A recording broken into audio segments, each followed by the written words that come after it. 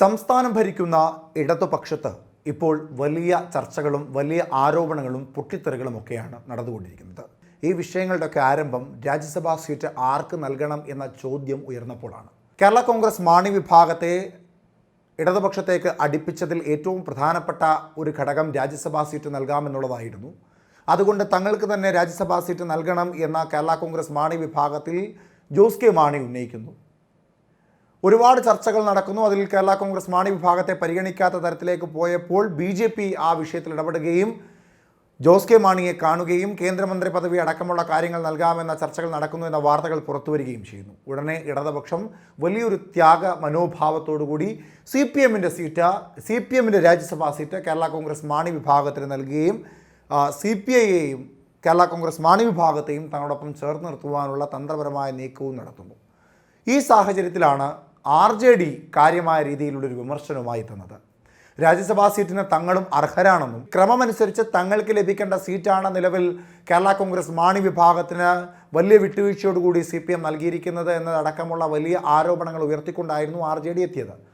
LDFിലെ ഏറ്റവും പ്രധാനപ്പെട്ട നാലാമത്തെ ഘടകകക്ഷിയായ RJDയെ പരിഗണിക്കുന്നില്ല എന്ന വലിയൊരു അമർഷം ഇപ്പോഴും RJDയിൽ പുകയുന്നുണ്ട്. അതുകൊണ്ട് തന്നെ RJDയുടെ തീരുമാനം എന്തായിരിക്കുമെന്നത് ആർക്കും ഊഹിക്കുവാൻ കഴിയാത്ത തരത്തിലേക്ക് നിൽക്കുന്ന സാഹചര്യത്തിലാണ് ഇടതുപക്ഷത്തിലെ ഏറ്റവും പ്രധാനപ്പെട്ട ഇടതുപക്ഷത്തിൻ്റെ മന്ത്രി പദവി വരെ അലങ്കരിക്കുന്ന ശശീന്ദ്രൻ അടക്കമുള്ള മുതിർന്ന നേതാക്കന്മാരുള്ള NCPയിൽ ഇപ്പോൾ NCPയുടെ കേരള ഘടകത്തിൽ വലിയ വിള്ളലുണ്ടായിരിക്കുന്നത്. NCP കേരള ഘടകം പിളരുവാൻ പോകുന്നു. വലിയൊരു വിഭാഗം PC ചാക്കോയോടൊപ്പം നിൽക്കുന്ന വലിയൊരു വിഭാഗം ഇപ്പോൾ കേരള കോൺഗ്രസ് ജോസഫ് വിഭാഗത്തിലേക്ക് പോകുന്നു എന്ന വാർത്തയാണ് കാര്യമായ രീതിയിൽ രാഷ്ട്രീയ കേരളത്തിൽ ചർച്ചയായിക്കൊണ്ടിരിക്കുന്നത്. തങ്ങൾക്ക് വേണ്ട രീതിയിലുള്ള പരിഗണന ഇടതുപക്ഷത്തു നിന്ന് ലഭിക്കുന്നില്ല. ഒപ്പം കേരള കോൺഗ്രസ് ജോസഫ് വിഭാഗത്തിലേക്ക് പോകുന്നതിൻ്റെ ഏറ്റവും പ്രധാനപ്പെട്ട ഒരു കാര്യം കുട്ടനാട് സീറ്റ് കേരള കോൺഗ്രസ് ജോസഫ് വിഭാഗത്തിലേക്ക് എത്തുന്ന NCPയിലെ പ്രധാനപ്പെട്ട നേതാവിന് നൽകാമെന്ന ഒരു ധാരണയുടെ പുറത്താണ് NCPയിലെ ഈ പിളർപ്പിൽ PC ചാക്കോയും ഒപ്പം PC ചാക്കോയുടെ അനുയായികളും NCP വിട്ട് കേരള കോൺഗ്രസ് ജോസഫ് വിഭാഗത്തിലേക്ക് പോകുന്നത്. ഈ സാഹചര്യത്തിൽ അവിടെ ഉയരുന്ന ചില പ്രധാനപ്പെട്ട ചോദ്യങ്ങൾ: ശശീന്ദ്രൻ്റെ നിലപാട് ഇതിൽ എന്തായിരിക്കും?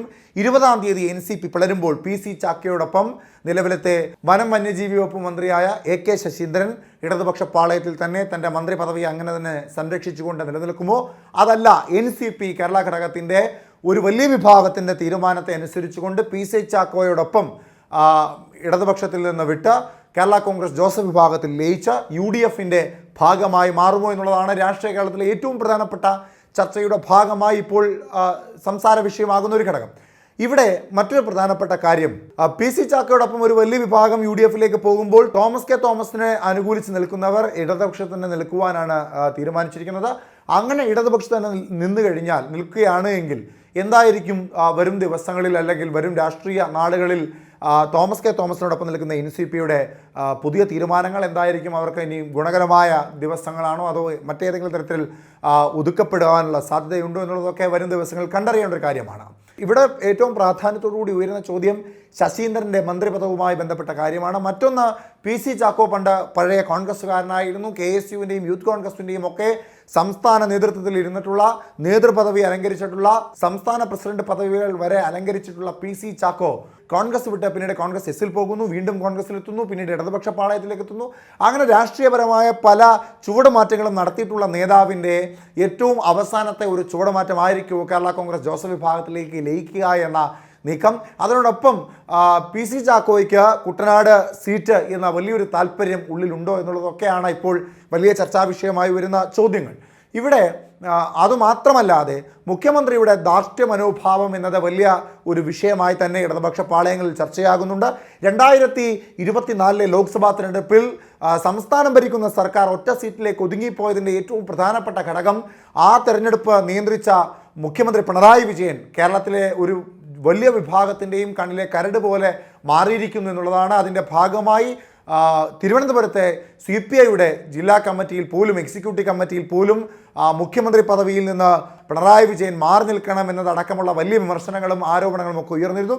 അങ്ങനെ ഇടതുപക്ഷത്തിൽ ആകെ ഇപ്പോൾ വലിയ തകിടമറിച്ചിലുകളും വലിയ തിരിച്ചടികളാണ് ഇടതുപക്ഷം നേരിട്ടുകൊണ്ടിരിക്കുന്നത്.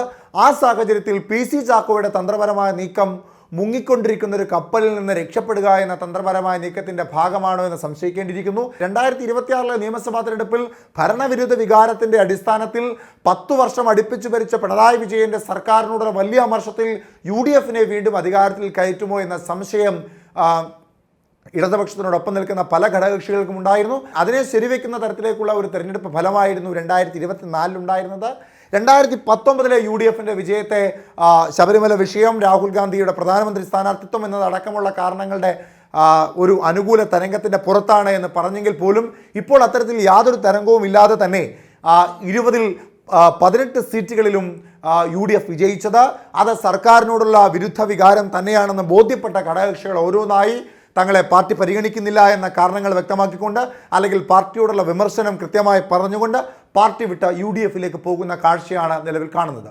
എന്തായാലും ഘടകകക്ഷികൾക്ക് ബോധ്യപ്പെട്ട ഒരു വിഷയം, സർക്കാർ വിരുദ്ധ വികാരമുണ്ട് എന്ന വിഷയം, അല്ലെങ്കിൽ 2026 ഇടതുപക്ഷം അധികാരത്തിലെത്തുവാനുള്ള സാധ്യത വളരെ കുറവാണെന്ന് ബോധ്യപ്പെട്ട വിഷയം ശശീന്ദ്രനും ബോധ്യപ്പെടുമോ?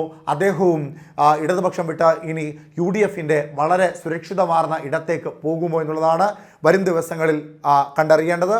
വരും ദിവസങ്ങളിലെ രാഷ്ട്രീയ തീരുമാനങ്ങളും രാഷ്ട്രീയ മാറ്റങ്ങളും എന്താണെന്നും അറിയേണ്ടതായുണ്ട്.